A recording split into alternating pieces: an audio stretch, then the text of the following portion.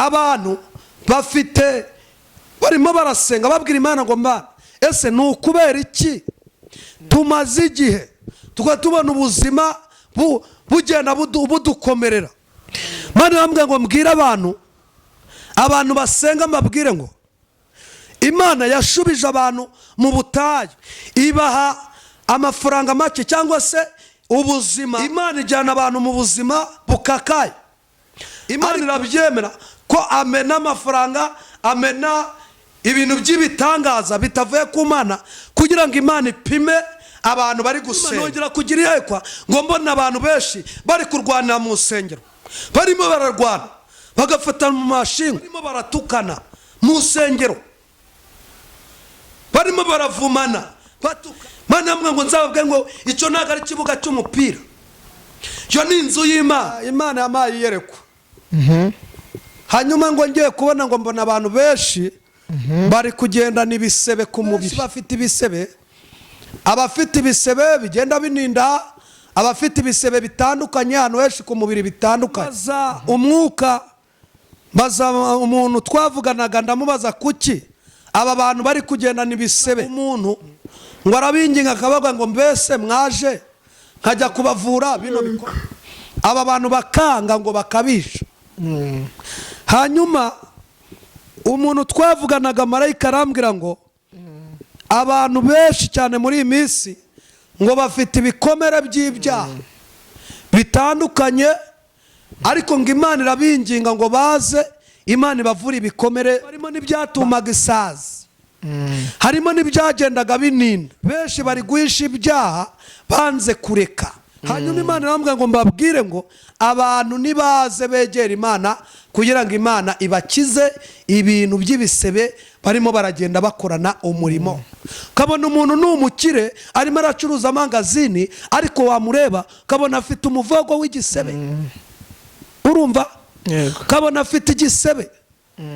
Kabona umuntu atwaye imodoka nziza ariko aragenda n'igisebe, igikomere. Kabona umuntu araba mu etaje ariko afite igisebe. Hanyuma Imana irashaka ko abantu begera Imana, Imana ikabakiza ibi bisebe umuti. Imana ikabakiza, Imana ikabomora inguma. Abantu bafite ibikomere, abantu bafite ibisebe by'ibibazo runaka, Imana irashaka kuvura abantu, ariko abantu bari kwa umuti. Umuti ni uwuhe? Muti ni ukwegera Imana abantu bakihana. Yesu tubahaye ikaze mwese mukurikiye channel yitwa IRAMIRO TV. Amahoro y'Imana abane namwe humere ku mpera zitandukanye. Iwanye baye mu gitondo mugira igitondo cyiza, nibari nijoro mugire ijoro ryiza.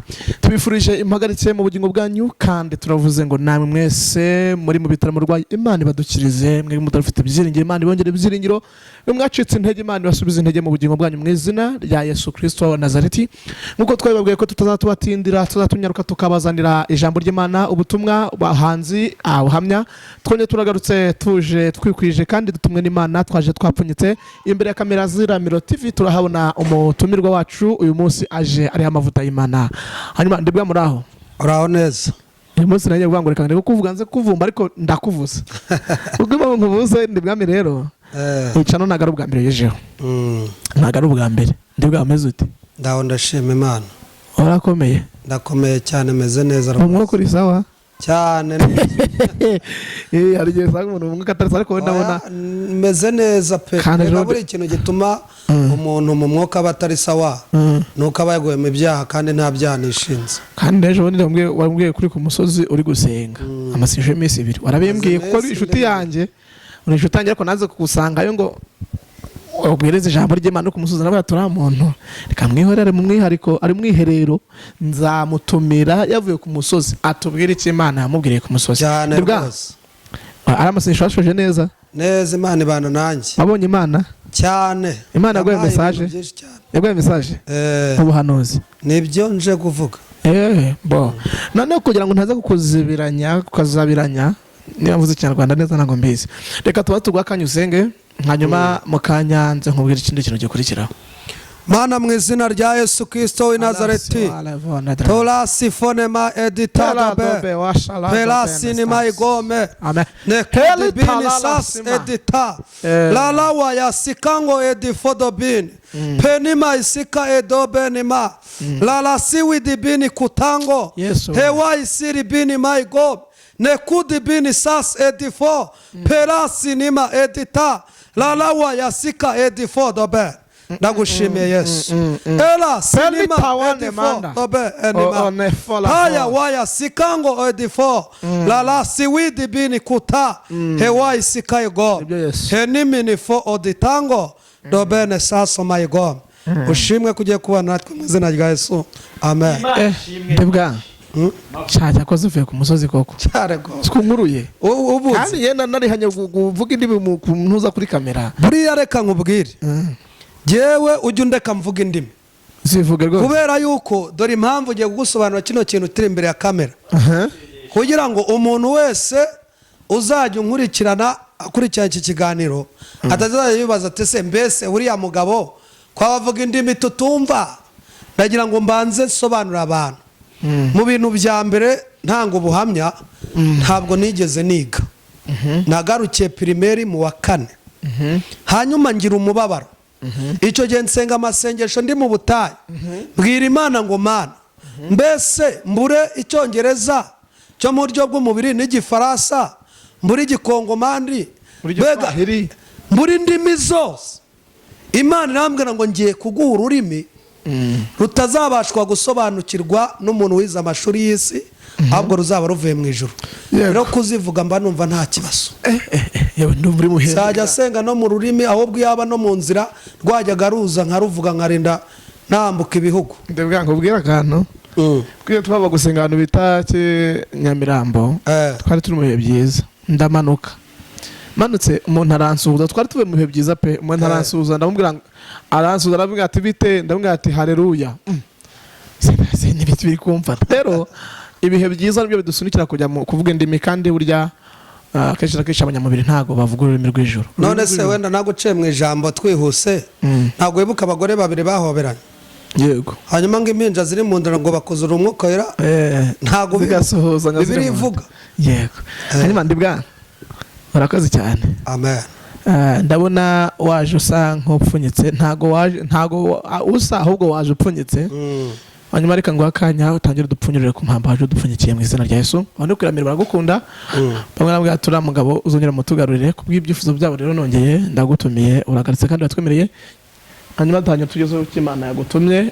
cya message yaguye zose uri ku musozi uzutubwire urakoze cyane yego Imana ikomera umugisha nta toroje hari kandi guhana ngo wahanuye nta toroje hari hano no muyobora Imana yishyiriye kugira cyane izahura abantu ahubwo Imana Imana ihumugisha umuntu yahaye ubu bwenge bwo kugira ngo uyu murongo ubeho yego Uwiteka ahabwe icyubahiro dushimye Imana ko twongeye kugaruka ku IRAMIRO TV Imana ibaho umugisha abantu bakomeze bakande subscribe like comment kugira ngo batugezeho ibitekerezo Imana ishimwe hanyuma nta kindi kintu nje kuvuga amazi iminsi nsenga bwira Imana ngo Mana ese dutangaza iki tangariza iki abanyarwanda isi yose abanyamahanga hanyuma mu bintu bya mbere Imana yamaye iyerekwa hanyuma ngo ngiye kubona ngo mbona abantu benshi bari kugendana ibisebe ku mubiri rimwe iyerekwa ngo mbona abantu benshi bafite ibisebe abafite ibisebe bigenda bininda abafite ibisebe bitandukanye ahantu henshi ku mubiri bitandukanye hanyuma ngo mbaza umwuka mbaza umuntu twavuganaga ndamubaza kuki aba bantu bari kugendana ibisebe ibintu bimeze bite hanyuma ngo nkabona umuntu ngo arabinginga akabaga ngo mbese mwaje nkajya kubavura bino bikomere aba bantu bakanga ngo bakabisha hanyuma umuntu twavuganaga marayika arambwira ngo abantu benshi cyane muri iyi minsi ngo bafite ibikomere by'ibyaha bitandukanye ariko ngo Imana irabinginga ngo baze Imana ibavura ibikomere bakanga kandi ngo harimo n'ibyatumaga isazi harimo n'ibyagendaga bininda Imana irambwira ngo abantu benshi bafite ibikomere, benshi bari guhisha ibyaha banze kureka. Hanyuma Imana irambwira ngo mbabwire ngo abantu nibaze begera Imana kugira ngo Imana ibakize ibintu by'ibisebe barimo baragenda bakorana umurimo. Kabona umuntu n'umukire arimo aracuruza amangazini, ariko wamureba kabona afite umuvogo w'igisebe. Urumva? Kabona afite igisebe. Kabona umuntu atwaye imodoka nziza, ariko aragendana igisebe, igikomere kiri kugenda kininda. Kabona umuntu araba mu etaje, ariko afite igisebe kigenda kigira ute kininda. Kabona umuntu n'umuyobozi runaka, ariko afite igikomere kigenda kininda. Hanyuma Imana irashaka ko abantu begera Imana, Imana ikabakiza ibi bisebe, ikabashyiraho umuti, Imana ikabakiza, Imana ikabomora inguma. Abantu bafite ibikomere, abantu bafite ibisebe by'ibibazo runaka, Imana irashaka kuvura abantu, ariko abantu bari kwanga. Hari umuti. Umuti ni uwuhe? Umuti ni ukwegera Imana abantu bakihana. Hanyuma rero Imana ima iyindi message irambwira ngo abantu bafite barimo barasenga babwira Imana ngo Mana, ese ni ukubera iki tumaze igihe tubona ubuzima bugenda budukomerera? Imana irambwira ngo mbwira abantu basenga, mbabwire ngo Imana yashubije abantu mu butayu, ibaha amafaranga make cyangwa se ubuzima. Imana ijyana abantu mu buzima bukakaye, ariko shitani we ubuzima bwe buroroshye. Abantu bega shitani Imana irabyemera ko amena amafaranga, amena ibintu by'ibitangaza bitavuye ku Mana, kugira ngo Imana ipime abantu bari gusenga. Hanyuma rero mbwira umuntu uri mu buzima bukakaye, uba uri mu buzima bugoye, mubwire ngo ntabwo Imana ari uko yakuretse, nta nubwo ari uko yagutaye. Natanga nk'urugero, ugasanga nk'umuntu wenda asenga Imana, ariko ahamagawe mu kazi ngo ajye gucuruza, ngo ajye kuyobora igisope, cyangwa se ngo wenda ngo acuruza inzoga mu kabari, bamuhembe nk'ibihumbi 300 cyangwa 400 cyangwa 500 cyangwa 200, agahita avuga ngo Imana irashubije, ngiye gucuruza akabari. Ntabwo icyo gitangaza cyavuye ku Mana. Cyangwa se ugasanga baramuhamagaye ngo naje ajye yishyuza amaroja, agavuga ngo Imana irashubije, ngo ngiye kujya, ngo Imana ngo yamaye akazi. Ako ntabwo ari akazi, ni igitangaza cya Satani. Kuba usenga ukajya kuyobora amaroja, ukishyuza abantu baze gusambanira mu maroja, ntabwo icyo ari igitangaza, ahubwo ni igitangaza cya Satani kivuga kuri Satani kugira ngo ubugingo bwawe abwiciraho. Rero bishatse kuvuga iki? Bishatse kuvuga ngo umuntu wese usenga yasubiye mu butayu, ari mu butayu. Imana yabyemeye ko abantu Imana bacisha mu nzira y'inzitane kugira ngo ipime agakiza, ipime kwizera kwabo. Hanyuma rero ndagira ngo mbwira abantu, wowe wabuze akazi, wowe uri mu buzima bukomeye, wowe uri gukodesha, wowe ubona ko diplome yawe wayibitse, wowe ubona ko ize university, ko ufite degree masters, kubona ko nta kazi, kandi usenga, kandi uhanura, kandi ubwiriza, kandi uyobora korari, kandi uyobora mu cyiciro runaka, ntabwo ari uko Imana ikwanga, ahubwo Imana yagucije muri ubwo butayu ngo ipime agakiza kawe, ipime gukiranuka kwawe. Ugomba kwizera, kumva ko ejo Imana izagira ute, izagutabara. Hanyuma reka dusome ijambo ry'Imana. Hanyuma nongera kugira ihekwa ngo mbona abantu benshi bari kurwanira mu nsengero, barimo bararwana, bagafatana mu mashingo, barimo baratukana mu nsengero, barimo baravumana batukana. Mana yamwe ngo nzababwe ngo icyo ntabwo ari ikibuga cy'umupira, yo ni inzu y'Imana. Yo ntabwo ari inzu yo kurwaniramo, si inzu yo gutukaniramo, si inzu yo kugiriramo ishyari.